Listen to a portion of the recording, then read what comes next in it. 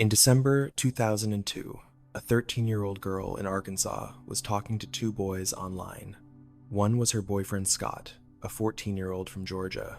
The other was her friend Dave, an 18-year-old surfer from California who she'd been confiding in for months about losing her mother. That night, while she was home alone, messaging Scott and talking to Dave on the phone, her messages suddenly stopped at 9:41 p.m. Her computer was left running. Her reading glasses were broken on the floor. Even her little dog was injured. When police started investigating, they discovered something absolutely horrifying. Scott was real. He was exactly who he said he was, a 14-year-old kid in Georgia whose parents didn't even know he had a girlfriend. But Dave? Dave didn't exist at all. The guy Kacie had been talking to for months, the one she'd opened her heart to, the one who called her the night she vanished and said he was driving to Arkansas, was actually a 47-year-old predator with a wife and two kids back in California. And by the time police found him 2 days later, both he and Kacie were already dead. This is the story of Kacie Woody, one of the first major internet predator cases in American history. And what makes it even more disturbing is how long this monster spent grooming her, how carefully he planned everything, and how close he may have come to doing this to other girls before Kacie. So let's talk about it. Kacie Woody was born on October 17th, 1989, in Little Rock, Arkansas. She lived with her dad, Rick, who worked as a police officer, and her two older brothers, Austin and Tim. Kacie was a kid every parent hopes to raise. She was smart, creative, and talented. She played saxophone in the school band, sang in the choir, wrote poetry, and loved to dance. She was enrolled in the Talented and Gifted program at Greenbrier Middle School. But when Kacie was just 7 years old, tragedy struck her family in the worst way possible. In 1997, the Woodies were driving home from one of Tim's baseball games when a horse suddenly ran out onto the road. The animal crashed straight through the windshield and struck Kacie's mother, Christy, who was sitting in the passenger seat. Christy, unfortunately, died from her injuries. After losing their mom, the family had to rebuild their lives from scratch. Rick did everything he could as a single father, working long shifts as a police officer to provide for his 3 kids. By 2002, they were living in Holland, Arkansas, in a house surrounded by thick woods. Kacie's maternal aunt, Teresa Paul, lived right next door to help out. Tim's friend Eric Betts also stayed with them. Now here's where things get tricky. The Woody home was pretty isolated, way out in the country. And because of that, making regular phone calls to friends meant paying expensive, long-distance charges. So Rick came up with what seemed like a smart solution. He let Kacie use instant messaging on the family computer to talk to her friends. It was free. It kept her at home where he knew she was safe, and the boys she was chatting with were miles away. At least, that's what Rick thought. Kacie signed up for Yahoo Messenger and eventually found her way to Christian chat rooms for teenagers. That's where she met someone who went by the username Jazzman_DF. His name was Dave Fagan. His profile picture showed an attractive young guy, the surfer type. Dave told Kacie he was from California, that he loved surfing and hanging out at the beach. They connected almost immediately. Kacie opened up to Dave about her mother's death, about how much she missed her, about how hard it had been, and Dave seemed to understand. He told her his aunt, who lived in Arkansas, had recently been in a terrible car accident. She was in a coma, he said, and the doctors didn't think she'd make it. This shared experience of loss created a bond between them that felt real to Kacie. Kacie's best friends, Sam and Jessica, also added Dave to their Yahoo buddy lists. But Sam had a bad feeling about the whole thing from the start. She warned Kacie about getting too close to someone she'd never met in person, about falling in love with a stranger online. Kacie didn't want to hear it. During the summer of 2002, when Kacie was 12 years old, she told her dad that Dave was about to turn 18. Rick immediately put his foot down. He told her to stop talking to Dave because he was way too old for her. But Kacie didn't listen. She started calling Dave on the phone instead, racking up long-distance charges. Then, one night that fall, something really creepy happened. Dave called Kacie while her friend Jessica was sleeping over. While they were on the phone with him, the girls started hearing strange noises outside the house. Then they heard a floorboard squeak in the kitchen, like someone was inside with them. Terrified, they ran into Kacie's bedroom and shoved a dresser against the door to block it. Kacie told Dave she was scared, that she thought someone was in the house. And Dave, strangely calm, told her not to worry. Nobody was there, he said. Everything was fine. And just like that, the noises stopped. Looking back, Sam had doubts about Dave's age because he used old-fashioned slang like groovy, which seemed weird for someone who was supposedly 18. But Kacie just figured people in California talked differently from people in Arkansas. Around October 2002, Kacie met another boy in a chat room. His username was Taz2999. He said his name was Scott, that he was 14 years old, and that he lived in Alpharetta, Georgia. His profile picture showed a teenage boy in a football uniform. On October 3rd, Kacie and Scott started dating online. When Dave found out about Scott, he told Kacie he wanted to stay friends with her, but he also started talking more and more about his aunt in Arkansas, about how her condition was getting worse and worse.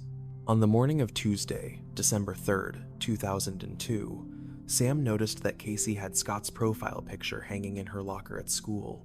She said something about him being hot, but Kacie misheard it as fat and got angry. They argued. When Sam asked Kacie where she got the photo, Kacie said Scott had mailed it to her. That set off major alarm bells for Sam.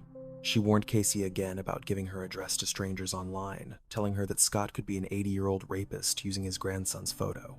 But Kacie brushed it off. Sam was worried enough that she went to the school counselor. The counselor called Kacie into her office and warned her about the dangers of the internet. She told Kacie not to meet any online friends in person without a parent present. Kacie insisted she only gave her phone number to people her dad approved of, which Sam knew wasn't true. After they talked it out, Sam and Kacie made up. When school ended that afternoon, Kacie did something unusual. She asked Sam if she could spend the night at her house. Sam said no because it was a school night, and her mom wouldn't allow it. Plus, Kacie would have needed a written note from her dad. Kacie then asked Jessica, then another friend. They all said no. Kacie didn't seem upset about it. She said goodbye to her friends and got on the school bus. Sam and Jessica thought it was really weird that Kacie wanted a sleepover on a Tuesday night. They had no idea it would be the last time they'd ever see her. That evening, Kacie was completely alone in the house. Her brother Tim was at his college library doing research. Eric Betts was at his electrician's class. Rick was working his shift as a police officer in Greenbrier. Even her Aunt Teresa was away at her daughter's basketball game. Kacie was instant messaging with Scott on the computer while talking to Dave on the phone at the same time. And that's when Dave told her something urgent. His aunt's condition had gotten worse, he said. He was driving to Arkansas right now, from California, to be with her before she died. At 9:41 p.m., Kacie's messages to Scott suddenly stopped mid-conversation. Scott kept sending messages. Nothing. He emailed Jessica and tried calling the Woody house. No answer. Eric came home from his class at 10:15 p.m. He noticed Kacie wasn't around, but figured she was in bed or out with family. When Tim got home around 11:40 p.m. and saw that Kacie wasn't in her room, he immediately called their dad. Rick raced home in his squad car. What he found when he walked through that door made his blood run cold. The house showed clear signs of a struggle. Kacie's reading glasses, the ones she always wore when she was on the computer, were on the floor with one of the lenses missing. Her little Yorkshire Terrier was limping, like it had been kicked or stepped on, and the computer was still running with the chat window between her and Scott still open on the screen. Either Tim or Eric got on the computer and messaged Scott. That's when they learned about Kacie's conversation with Dave earlier that night, about how he said he was driving to Arkansas, about how she just stopped responding out of nowhere. Police initially thought Kacie might have run away, but Rick knew his daughter. She was happy. She wouldn't just leave without telling him. All her coats and shoes were still at the house, and it was freezing outside that night, close to 30 degrees with rain coming down. This wasn't a runaway. This was an abduction. Investigators immediately traced Scott's computer to his home in Alpharetta, Georgia. FBI agents showed up at his door. His mother answered, completely confused. Scott's parents had no idea who Kacie Woody even was. They didn't know their son had a girlfriend. But Scott had used his real identity online, and he was confirmed to be at home the entire night Kacie disappeared. He was cleared immediately. Then, investigators learned from Kacie's friends that Dave had told her he was driving to Arkansas from California the night she vanished. Police started searching the local area for any sign of him. At a Motel 6 in Conway, about 30 miles from Holland, they found a 1993 Buick Regal with California license plates. The car belonged to a man named David Fuller. He'd checked into the motel on December 2nd, the day before Kacie disappeared. He'd booked his room for a week, requested no maid service, and had angrily complained to the staff multiple times about not being able to get internet access in his room. Detectives checked with the local enterprise Rent-A-Car and got a subpoena for Fuller's paperwork. His phone number matched the one Kacie had been calling over and over. He'd rented a silver Dodge Caravan minivan, and his credit card showed a recent charge from a self-storage facility in Conway. David Fuller was Dave Fagan. The California surfer boy didn't exist. He never existed. On December 4th, around 6 p.m., Conway police and FBI agents arrived at Fuller's storage unit. The door was pulled down with no lock on it. When they lifted the door, they saw Fuller's Buick parked inside. An officer started to step into the unit. A single gunshot rang out. Law enforcement dove for cover and called for backup, shouting commands for anyone inside to come out.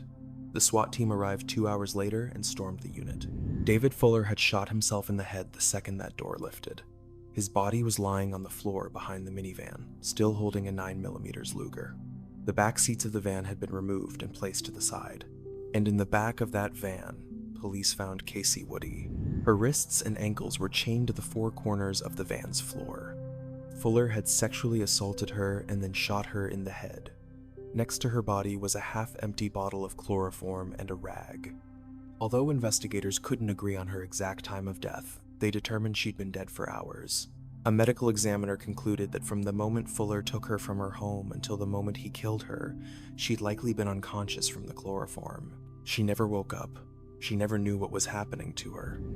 So, who was David Fuller? He was 47 years old, born in Salt Lake City to devout Mormon parents. He'd been married twice.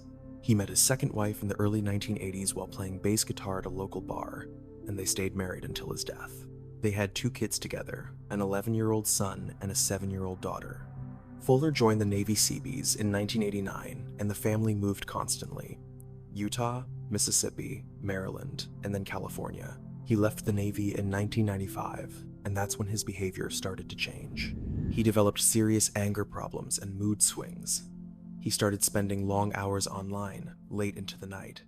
He'd take walks around the neighborhood while talking on his phone. In June 2002, while Fuller took the kids to visit his parents in Utah, his wife picked up paperwork from a divorce workshop. When Fuller came back and found out, he was furious. That August, Child Protective Services investigated a report that Fuller had been showering with his 7-year-old daughter. The investigation concluded it wasn't true, but Fuller moved into his own apartment anyway. Then he was arrested for spousal abuse after showing up at his wife's home one night, shoving and screaming at her, and using a screwdriver to force open a bedroom door after she'd locked herself and the kids inside. Fuller had also been arrested and fined for indecent exposure after exposing himself to 2 young girls. He'd been fired from his job as a used car salesman after being caught watching pornography on the work computer, possibly child pornography. After Fuller's death, the FBI got a warrant to search his apartment. What they found was chilling. Near his computer was a framed collage of photos of Kacie. Papers with her name, her friends' names, their phone numbers, and addresses, all written down. On his computer, they found a poem Kacie had written about her mother's death. Photos of Kacie and her friends that she'd sent him. But that wasn't all. The FBI learned that Fuller, using his Dave Fagan persona, had tried to groom at least 3 other girls around Kacie's age, starting in the winter of 2000. None of those attempts led to face-to-face meetings, but he tried. He'd offered to buy a girl in Michigan a plane ticket to California. She refused. In March 2002, he mailed flowers to a girl in Dallas, even though she insisted she'd never given him her address. How many other girls did he contact? How many others barely escaped what happened to Kacie? We'll probably never know. Fuller's remains were cremated. His wife kept his ashes in her closet for years, planning to eventually take their kids to Mount Olympus to scatter them. He was finally buried at Wasatch Lawn Memorial Park in Mill Creek, Utah, placed over the graves of his parents, who both died after he did. When reporters first told Fuller's parents what their son had done, they didn't believe it. Police eventually had to convince them it was true. Fuller's father, Ned, wanted to call Rick Woody to express his condolences, but officers told him not to. After Kacie's death, her friends and family founded the Kacie Woody Foundation, a nonprofit dedicated to teaching parents and children about internet safety. Rick said he created it in her honor because Kacie loved helping people, and he wanted to prevent other children from suffering the same fate. The case of Kacie Woody became one of the first major internet predator cases to get national attention. This happened in 2002, before social media even existed, when chat rooms were how young people connected online, and when most parents had no clue what their kids were doing on the computer. Kacie wasn't stupid or reckless. She was a smart, talented, grieving 13-year-old girl who wanted friendship and connection. And David Fuller saw that vulnerability and exploited it with terrifying precision. He spent months building her trust, creating a fake identity, and sharing fake trauma that mirrored her real pain. Remember that night when Kacie heard noises outside her house while on the phone with Dave? When that floorboard creaked in the kitchen and the girls shoved a dresser against the door? That was most likely Fuller. He was there, testing the house, seeing how easy it would be to get to her. And when Kacie told him she was scared, he calmed her down. He made the noises stop, because he was the one making them. The night of December 3rd, when Kacie asked multiple friends if she could sleep over on a school night, something she never did. She may have sensed something was wrong. Maybe Dave had said something that made her uneasy. Maybe she just didn't want to be home alone that night. We'll never know for sure. What we do know is that David Fuller drove over 1,500 miles from California to Arkansas with chloroform, chains, and a plan. He rented that storage unit ahead of time. He knew exactly what he was going to do. Kacie Woody would be 35 years old today. She should have graduated from high school, gone to college, fallen in love, traveled, and become whoever she wanted to be. Instead, her life ended at 13, chained to the floor of a van because a monster spent months pretending to be her friend. Her father, Rick, had to live with the knowledge that he'd allowed her to use instant messaging, thinking it was the safe option because she was at home. He was a police officer, trained to protect people, and he couldn't protect his own daughter. Sam and Jessica, Kacie's best friends, had to live with the memory of that last day at school, of warning her about online strangers, of saying no when she asked to sleep over. But here's the thing. None of them could have known. David Fuller was patient. He was calculated. He spent months grooming Kacie, building trust, waiting for the perfect moment. The case of Kacie Woody changed how we think about internet safety. It woke parents up to the dangers hiding in chat rooms and online spaces. But 22 years later, those dangers haven't disappeared. They've just evolved. The platforms have changed, but the predators are still out there. Kacie Rene Woody loved helping people. In death, through her foundation and her story, she's helped save countless lives by teaching others to be careful, to listen to their instincts when something feels off, and to understand that not everyone online is who they claim to be. This is one of the most disturbing cases I've ever had to cover, and honestly, it's been hard to even sit down and write this. Because what happened to Kacie Woody wasn't some random act of violence. It wasn't a stranger who grabbed her off the street. This was a calculated, methodical predator who spent months befriending a grieving 13-year-old girl online, earning her trust bit by bit, learning everything about her life, her friends, her family, and her daily routine. And when the time was right, he drove over 1,500 miles to take her. If you found this case as disturbing as I did, go ahead and hit that like button. It helps more people find these stories that need to be told. And if you're not already subscribed, subscribe now, because I've got more cases like this one coming up. Real true crime stories, no fake stuff. Drop a comment and let me know what you think about this case. Thanks for watching. I'll see you in the next one.